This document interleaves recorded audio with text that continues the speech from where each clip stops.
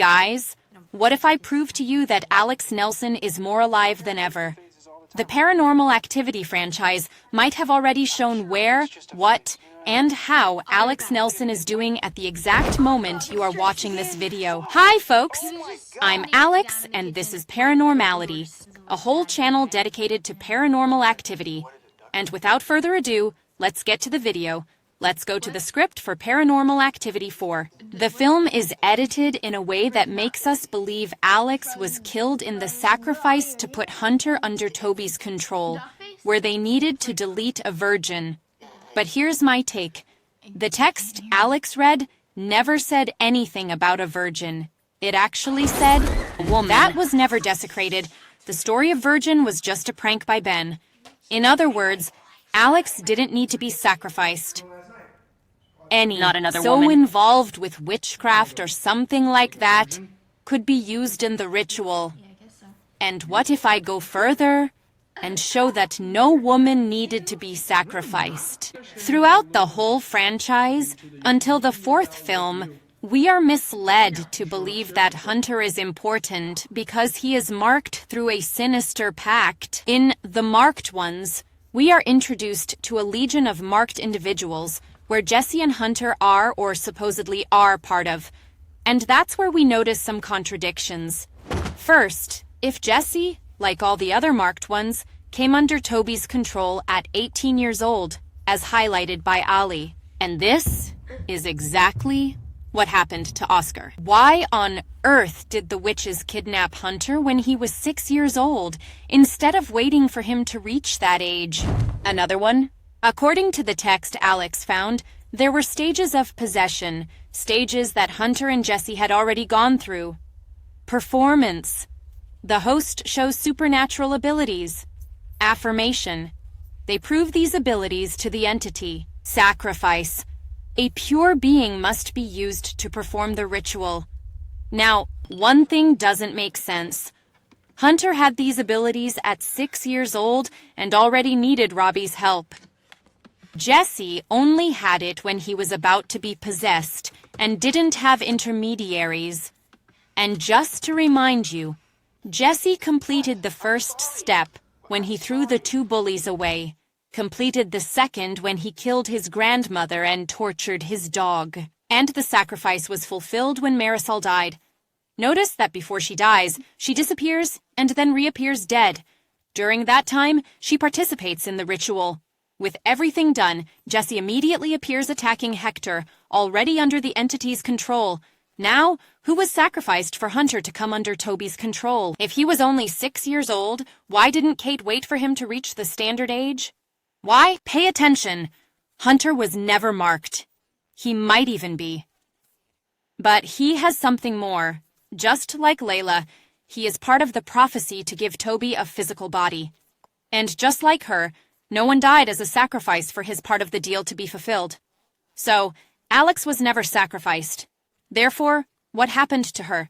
Was she killed by Katie in that final scene? Maybe it was, but I'm always going to argue that she's alive, because if she isn't, then how did I end up here, right? So, let's connect the dots in Paranormal Activity 3. We see a shadow interacting with Katie while she sleeps. Something similar happens with Sarah in Paranormal Activity, Jacob Deglosh. And in the fourth film, Alex also has a supernatural interaction while she sleeps. So, what could this shadow represent? A marking. Both Kate and Sarah were permanently integrated into the coven. At least, we haven't heard anything from Sarah, so it is assumed she is still in the coven. But what about Alex? If she's marked, she'll be used for a purpose. One could be to have more children for Toby, which might be bizarre.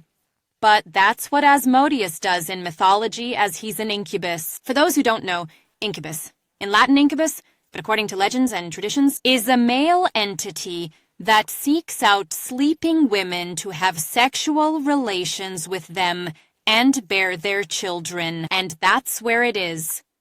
At the end of The Marked Ones, when Hector and the gang go confront the witches, we see a woman who seems to be trapped, doesn't dress like them in a ritualistic way, and she was asking for help. I'm going to put the video in normal and in slow motion with the volume increased for you to see.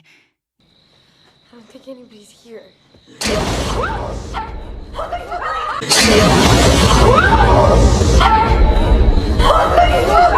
We can even hear, "Help me." Alex. This girl is much older than Alex in the film. You're right.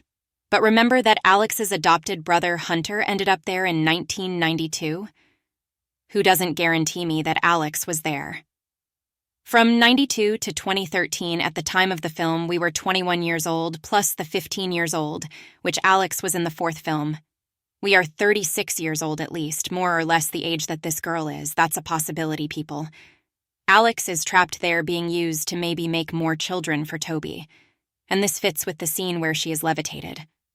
Well, the next day she even tells her mother that she feels like she had been run over. She was so tired she couldn't even get up. This, my colleagues, fits perfectly with what happens to women who interact with an incubus. They become weak the next day. And there's more. The clothes Alex wore at the end of AP4 are very similar to this girl's clothes. In other words, according to this theory, we have that Alex not only survived the end of the fourth film, but also spent at least 21 years alive. There is another one circulating on the internet involving this scene. Many think that the girl who turned off Hector's camera at the end of the marked ones. Guys, it doesn't make sense if she was with the Coven. She probably wouldn't be there. She would be in 1992, since her brother is there. The brainwashing they did to her would be easier in such conditions. But Alex, you tell me. Could it be that she has traveled through time? Yes, it can. But I think it's very unlikely. They could put another witch for this type of task unless Alex has some special gift. But Katie already has the gift of protection, so it makes more sense for her, after having deleted Micah, to turn off the camera. That is, the most likely theory, until now, is that she was in the Coven in 1992 and has been working for them until now. Or not. Another possible appearance of Alex was in Paranormal Activity Ghost Dimension, where we have this scene where Layla's mother comes across two creatures. Many point out that they are Katie and Christy. For me, it is far from the case. Because we already saw the sisters with black eyes in marked ones. Their appearance was very different, and don't even tell me that here they are older because Christy appears minutes before people to Layla's mother, and it's very different. And to add, you can see that the first girl has blonde hair. These, my dears, are Sarah and Alex. What is the point of Toby ordering two of his servants to move a person away from the ditch? We know that Toby has fun deleting people. We saw this in the first film with the case of that girl who was also possessed and cut her own arm while smiling. Which leads us to conclude that at this moment, Alex and Sarah are having a peak of lucidity, perhaps warning Layla's mother so that she does not suffer a similar fate to them. That's what Oscar did to Jesse. We have to notice that the scenes are very similar. But Alex, they have black eyes. Could this indicate Toby's dominance? Not necessarily. Answer me. In the previous films, did we have any character who presented such a symptom? Yes, we had several. Layla at the end of Ghost Dimension, Oscar himself, when he became somewhat lucid, in the marked ones, Katie at the end of the fourth film. And in the scenes where they were like that, what did they have in common? They used some supernatural ability. Those who have some kind of commitment to Toby can activate their paranormal powers and at that time change their shape. It's really terrible if you don't like and subscribe now because there isn't a channel on YouTube full of theories and debates about this franchise. So if you like this type of content, give it a like and subscribe to help this very rare content reach more fans of the franchise and make me very happy. Oh, and if there are any fans of AP that you know, send them this video, but only if they are fans. Otherwise, it could even harm the channel. I will be very grateful. Going back. For those of you who don't remember what this ability was in the case of Layla and Oscar's teleportation, they disappear in seconds after these scenes, and Katie uses super strength to attack Alex, and in the Ghost Dimension scene, in which Alex and Sarah appear, they use, again, teleportation. So either because of the theory I mentioned at the beginning, or because of this scene, Are Alex and Sarah inclined towards witchcraft just like Katie, condemned to serve Toby forever? Well, until now. The moment of this scene is before Toby gets his physical body, considering that the franchise doesn't joke when it wants to let fans connect the dots. It's obvious that Jacob DeGloshi's Sarah is the same one from Next of Kin. That explains it, my dears, as only Alex and Sarah also doesn't appear in the scene I mentioned about the trapped woman. I even talked in a video here on the channel about Toby's similarity with a physical body, with Asmodeus from Next of Kin, and also about the place. You can check out the video after this one. But in short, everything leads us to believe that the two Sarahs are the same. Another scene that I will discuss further in the video, in which I will talk about Alex's appearances, but in short, note that this creature has features that are very reminiscent of Alex. She does not attack Hector and seems to ask for help. That is, she is not from the dark side of strength, and although she is an older woman, that makes total sense as I just talked about ages and so on. And look at another detail. Look into this creature's eyes. They are white, which makes us conclude that Alex may be draining energy from a being other than Toby, that is, Alex is freeing himself from evil control. In Sarah, the midwives managed to solve the problem by placing her as Toby's host, but they forgot about Alex and Allie, who in the second film, a shadow interacts with her, but she wakes up before it completely covers her. Alex may have even protected Margot and her boyfriend, which could explain why Toby didn't kill them in Next of Kin, since he could do that to anyone. And why, in the moment they pass among the inhabitants, all of whom are already under the entity's control, none of them attacked the protagonists. That is, even though Toby is free, he is chipped, waiting for my cruel fate.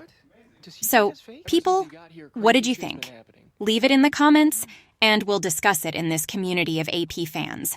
And don't forget to like, subscribe, and share this video. It will help a lot in my work and in promoting this very rare content from the franchise on YouTube. Anyway, for today, it's just people. See you. Jody's been posting so many annoying Facebook statuses again. Why? What did she put up? She put like a duck face. Like she's posting all those duck faces.